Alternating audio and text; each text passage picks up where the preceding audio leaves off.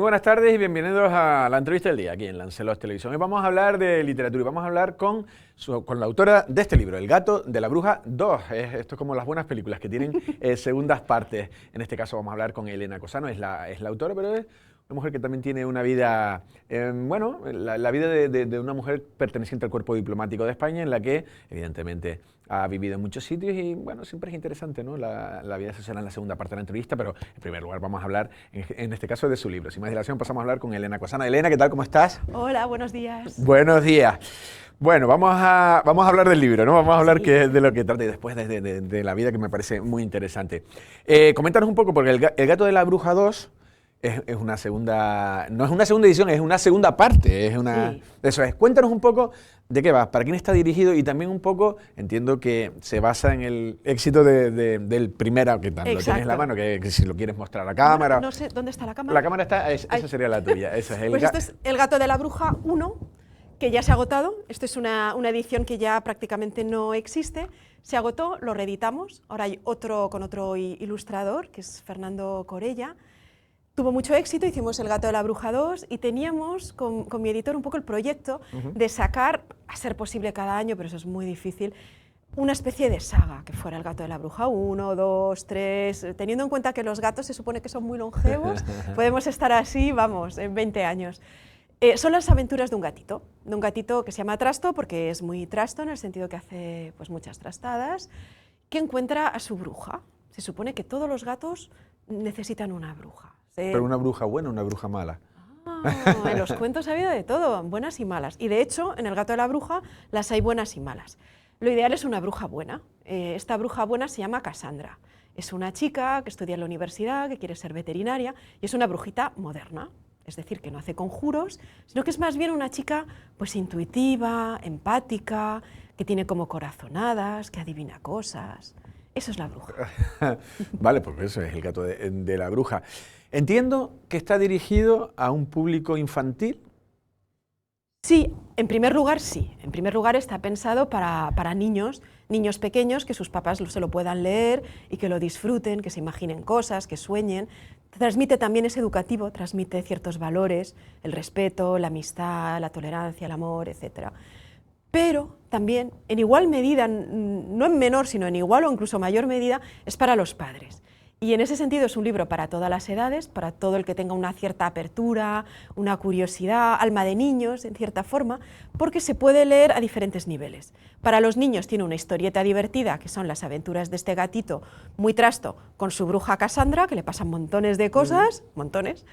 Y luego está el segundo nivel, que es para los papás o para los adultos, que es algo pues, mucho más profundo, filosófico, con sentido del humor, con crítica, con muchas cosas. Sí, hablábamos de como las películas de Disney o de Pixar, que tienen como una doble lectura, que el niño está viendo algo, pero los adultos tienen como cosas de adultos, ¿no? Y que... Totalmente, hablamos El Principito en literatura, que se puede leer a diferentes niveles, y como tú decías, las pelis de Shrek. Las pelis de Shrek son divertidísimas para los mayores, y el niño se queda con la historieta pues, de la princesa, el ogro, que si tienen bebés, dragones, y los adultos se están riendo por otros temas. Sí, unas referencias. Además, yo me acuerdo cuando las películas, cuando mis hijos eran pequeños, ¿cuál era? En Rayo McQueen, alguna de estas. No sé si la has visto. Bueno, esa no, pero vamos. Bueno, no es de las que más gusta precisamente a los adultos, pero sí era, él era un coche que corre, que habla tal, pero que era engreído, era tal y cual, entonces luego le llamaba el manager, oye, va. Ay, sí que la he visto. Sí. Y va cambiando su personalidad, se va desarrollando. Aquí también hay un desarrollo de la personalidad del gatito. Y con pequeños detalles de, por ejemplo, le decía el manager, no, hay una entrega de premios para tal y cual. Dice, bueno, Tomás, tienes varias entradas para que vayas con tus amigos y tal. Y el otro, en el fondo, no tenía amigos, ¿sabes? Le dice, no tengo tal. Entonces dice, bueno, con quien quieras ir, ¿no? Pero en el fondo le está diciendo, no tienes amigos. ¿Qué problema? Es un problema, ¿por qué? Y entonces empieza al final... Hace una reflexión, ¿por qué no tengo yo amigos? ¿Qué hago mal? No sé si ¿O son todos malos? No, claro, porque ahí estaba la historia y como dices tú, acaba llegando a un lugar donde le dan unas lecciones de vida y acaba cambiando. No sé si por ahí es donde hay también un poco de enseñanza, ¿no? Hay mucha enseñanza. Hay un hilo conductor que es el cronológico, entonces en El gato de la bruja 1 es ¿Cómo surge el gatito? Pues el gatito tiene unos papás, cómo se conocen los papás, cómo nace el gatito, en qué familia, cómo encuentra a su bruja, porque hay como un pacto de almas en que resulta que el gato y la bruja se parecen y tienen que encontrarse. Y luego, pues, ¿qué les pasa? Es, digamos, gatito cachorro, es un gatito bebé, el gato de la bruja 1. Llegamos al gato de la bruja Voy a ir 2, enseñando esto también para que gatito los compañeros... adolescente, pubertad gatuna, terrorífica la pubertad gatuna. Y luego están también las aventuras, por otra parte, de Cassandra, que es una chica estudiante que, claro, también tiene ya sus aventuras. Y en el gato de la bruja 2 se echa novio, y ahí empieza la catástrofe. Claro. ¿Qué te iba a decir? ¿Estos libros pueden ser incluidos como lectura en centros? Totalmente, sí, Claro. sí.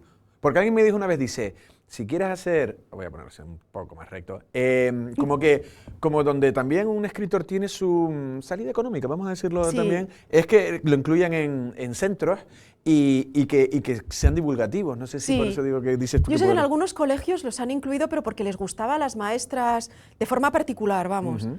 Pero claro, sería lo ideal. Sería lo ideal. Sí. Vamos a tener que recomendarlo. Y luego una amiga que decía que quería hacer una serie de Claro. dibujos animados, que podría ser muy divertido. Vamos Pubertad a- gatuna. Sí, no sé si a Es qué que cámara lo... los gatitos marcan. Sí. No sé si enfoca aquí, Moya, para que Yo no sé si no, primero no se sé puede dónde ver lo con la- estáis viendo.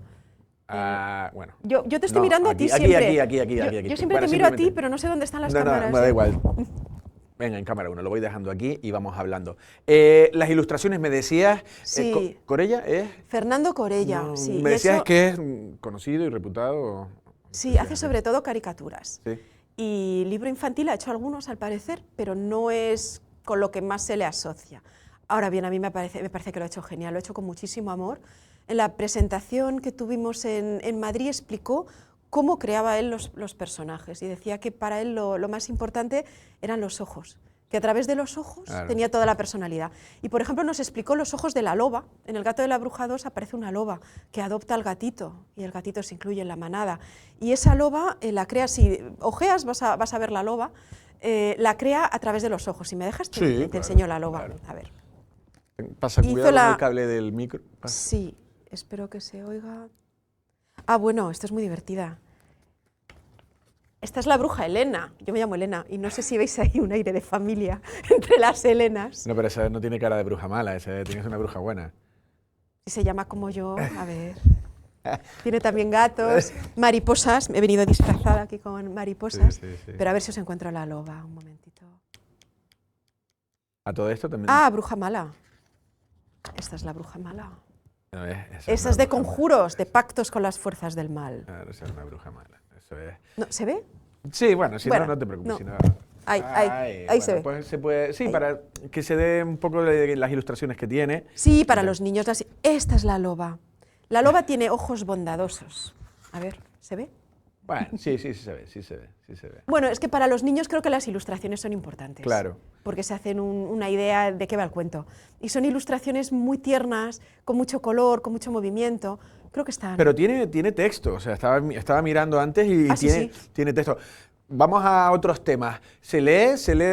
¿Es negocio escribir para que los niños que cada vez tienen más pantallas, más cosas, y leen? Bueno, yo no sé si es negocio, la verdad. negocio, creo que hay cosas mejores para ganar dinero. Pero creo que es importante, porque la lectura se está perdiendo y creo que lo mismo que libros como Harry Potter pues, han hecho mucho bien, porque niños que a lo mejor no habrían llegado a la lectura de pronto se enganchan y se aficionan y es una puerta de entrada para lo que es el mundo de la literatura, que luego es un mundo inmenso, que da muchas alegrías, pero que si no tienen esa pequeña puerta de acceso, a lo mejor nunca lo descubren. Claro. Creo que es importante hacerlo. Claro. No sé si estabas diciendo que tu idea sería, has dicho Harry Potter, una especie De saga, claro. de saga o un serial, ¿no? En este caso, no sé, la capacidad creativa y la dedicación, no sé cómo, pues, tiene que estar uno disciplinado, como no sé quién decía que la suerte, no, que la inspiración te coja trabajando. Totalmente. No sé si, cómo es, y luego vamos a ver cómo surge o cuándo empiezas a escribir y cómo eso, Sí. pero no sé si necesitas una disciplina y la creatividad, el proceso de creatividad, ¿no? Porque tú dices, no, tienes creatividad suficiente para sacar una saga, como... Yo creatividad, yo sí, porque yo me he quedado estancada en la niñez, Sí. no sé. Yo tengo mucha imaginación esto es muy bonito. El libro anterior que hablábamos antes es Teresa la mujer, que es sobre las confesiones de Santa Teresa de Ávila a las puertas de la muerte. Aquí lo estamos viendo, es Vamos a una ponerlo santa aquí. del siglo XVI, una mística, la primera escritora española que desea firmar su obra, que aparezca su nombre. Tiene para mí los mejores versos místicos de todos los tiempos. Es grandiosa, pero para escribir un libro sobre ella, sobre todo con la osadía de escribirlo en primera persona, es como yo, Teresa, tuve que investigar muchísimo y era un trabajo pues, que también tenía un punto denso, porque investigar sobre el siglo XVI es consistente. Para mí, El gato de la bruja era algo pues más, no más fácil, porque es otra cosa, pero más de soñar despierta, de dejarme llevar, de menos disciplina y más juego. Vale, pero la pregunta, porque lo estabas diciendo, tenía más, Teresa la mujer... Más investigación. Sí, más investigación y más... Pero a mí no me resultaría muy fácil tampoco escribir para niños, porque a lo mejor, eso te iba a decir, has dicho, no, como que me quedé o que hay que entender la mente. Y yo no sé si cuando ya somos adultos ya volver atrás, no sé si es fácil ponerse en la mente de un niño.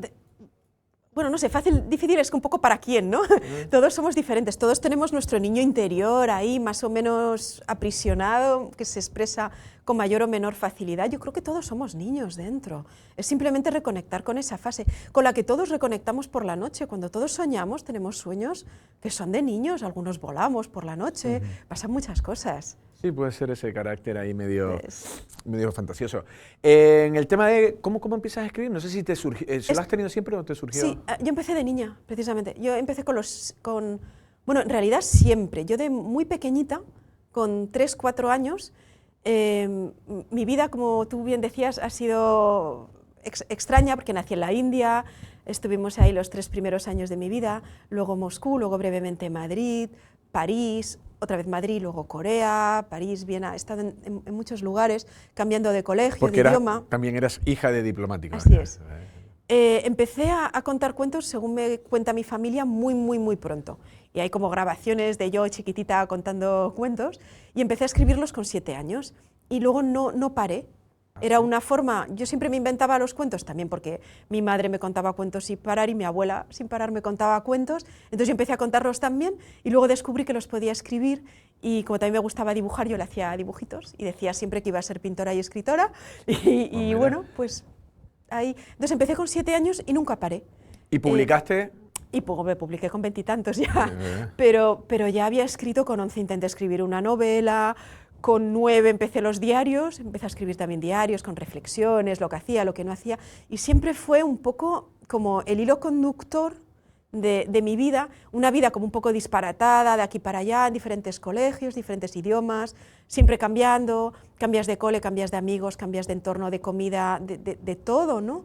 Y sin embargo, pues el escribir para mí era algo que aunaba todas esas experiencias diversas, les daba como una unidad, les daba un hilo conductor, como un rumbo, una interpretación, un sentido.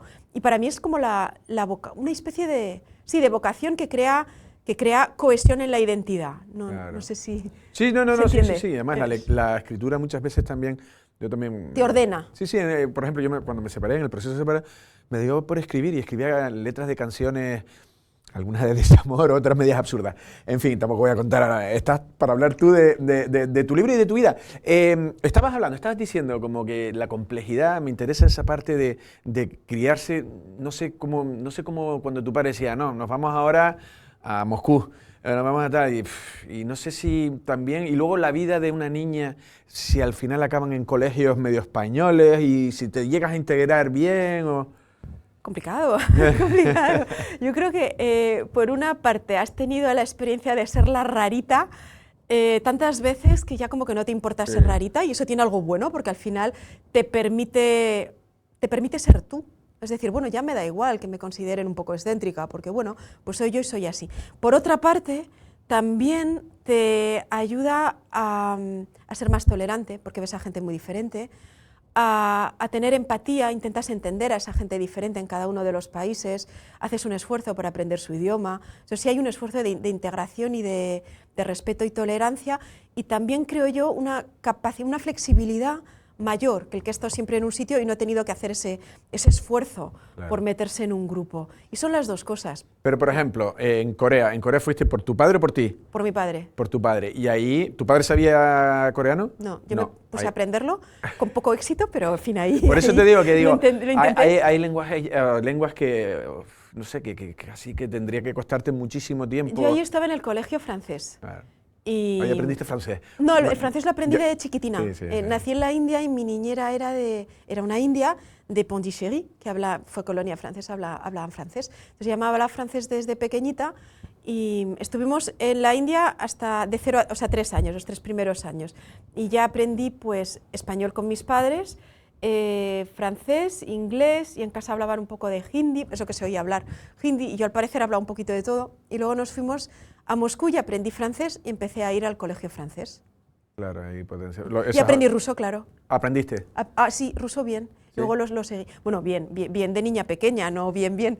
Sí, pero sin acento, que eso es una cosa peculiar, porque una niña de 3 años no habla bien, no habla bien ningún idioma, pero los habla todos, en cierta forma, de forma nativa, perfecto. Por repetición del sonido y... Claro, el sonido suena perfecto. Entonces, aunque es como una rusita que habla poco, pero lo que habla lo habla perfecto. No sé si me explico. Claro, no, es que son las cosas que sí.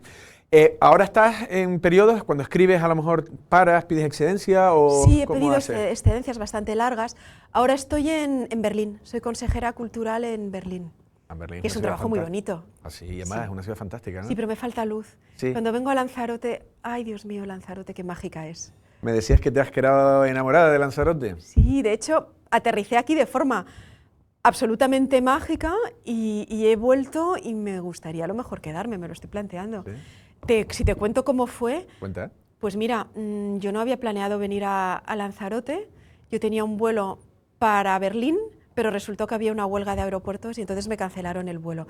Y como yo tenía que estar en Berlín sí o sí, porque el lunes tenía un acto que yo organizaba y además era la moderadora del acto, como que yo tenía que estar sí o sí en ese acto, entonces me busqué una combinación de locura, vi a Lanzarote, en que hacía un Madrid, Lanzarote, Berlín, con tan mala pata o tan buena fortuna que resulta que perdí la conexión y me quedé en Lanzarote. Y como había esa huelga, no había más, entonces tuve que quedarme en Lanzarote. Y ahí viene la buena fortuna, la buena estrella, con un montón de sincronicidades y de acontecimientos mágicos, que la mujer de un compañero de trabajo vive en Lanzarote y me acogió, porque por otra parte yo no encontraba hoteles, yo no sabía qué hacer, si me iba a dormir a la playa o qué hacía.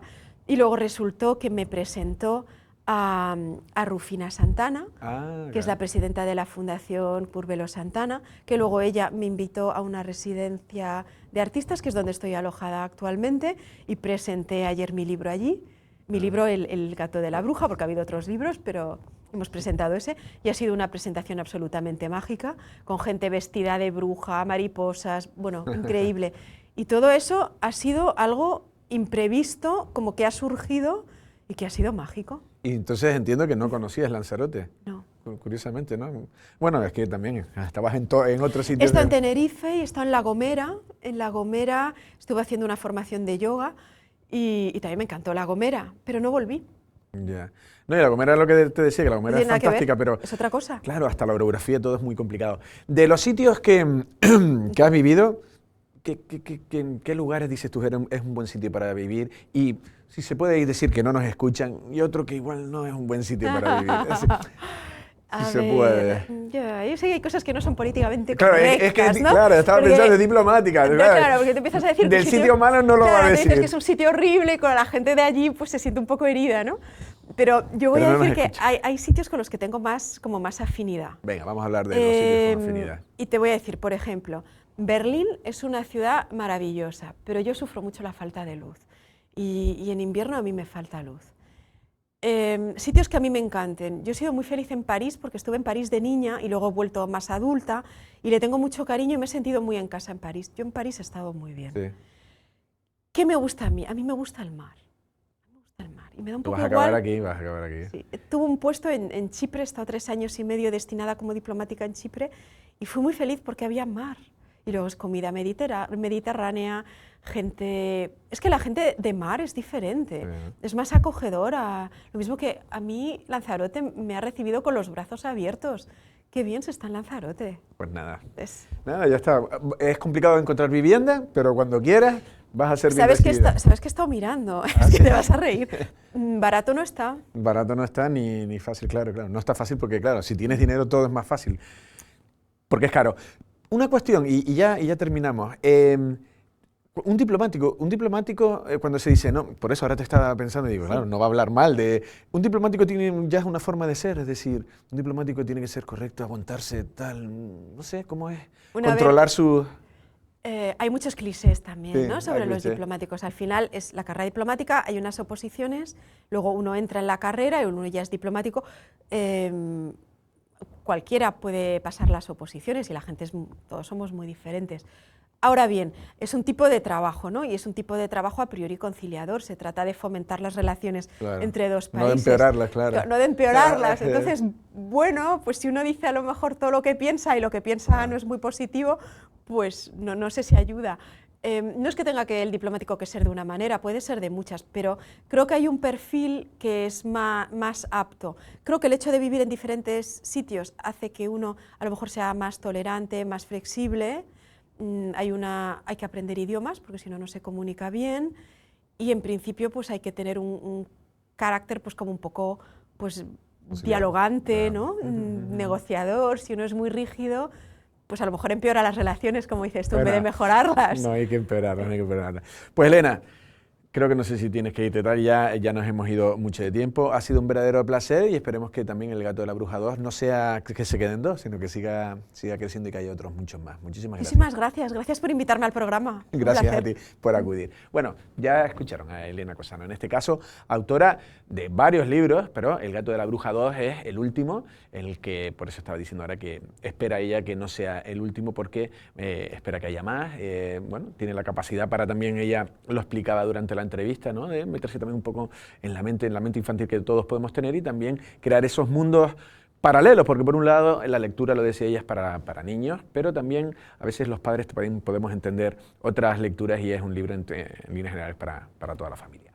Nosotros sin más nos despedimos. Pasen una feliz tarde.